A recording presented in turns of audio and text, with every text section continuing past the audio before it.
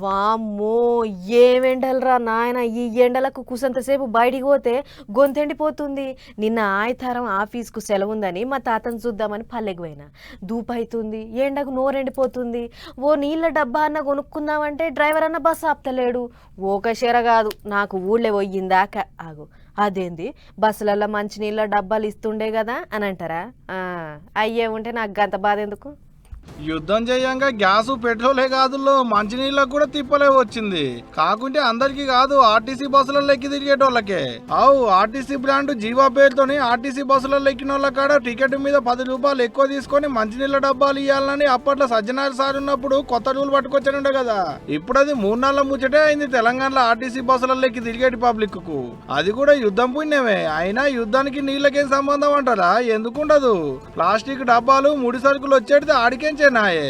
ఇప్పుడు అవి వచ్చేటట్టు లేకుండేటాళ్లకు బస్సులలో ఇచ్చేటి నీళ్ల డబ్బాలను బంద్ పెట్టిరు అన్నట్టు. కాకుంటే టికెట్ మీద ఛార్జీలు ఏమైనా తక్కువ తీసుకుంటారా అంటే అదేం లేదు. మళ్ళా బాజాబ్తా వసూలు చేస్తూనే ఉన్నారు. ఈ టౌర్తో ఇప్పుడు ఏం తక్కువ 1,00,000 బస్సుల మీద పడింది పరాకు. ఇంకో ముచ్చటుల్లో ఆర్టీసీ బస్ అనగానే అన్ని బస్సులకేమో అనుకున్నారు. ఆర్టీసీ కింద నడిచేటి ఏసీ బస్సులకు, సూపర్ లగ్జరీ బస్సులకే టికెట్ మీద 10 రూపాయలు వసూలు చేసేది, 1/2 లీటర్ నీళ్ల డబ్బా ఇచ్చేది. ఇప్పుడుకి యుద్ధం పుణ్యమానిక నీళ్ల డబ్బా ఇచ్చుడు బంద్ పెట్టిరు. కాకుంటే పైసలు వసూలు చేసుడైతే బరాబరు.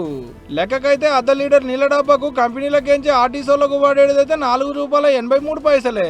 వాళ్ళు వసూలు చేసేది మాత్రం బరాబర్ 10 రూపాయలు. డబల్ కు డబల్ లాభం. అంటే చారానా కొడికి బారానా మసాలా అన్నట్టు. పోనీ అయ్యన్ని ఇస్తున్నా అంటే అదేం లేదాయే. ఇట్లా అయ్యేటాళ్లకు కొయ్యని కోడికి తూకం వేస్తులు అనుకుంటున్నాడ ఇప్పుడు ఆర్టీసీ బస్సులలో ఎక్కి తిరిగేటి పబ్లిక్.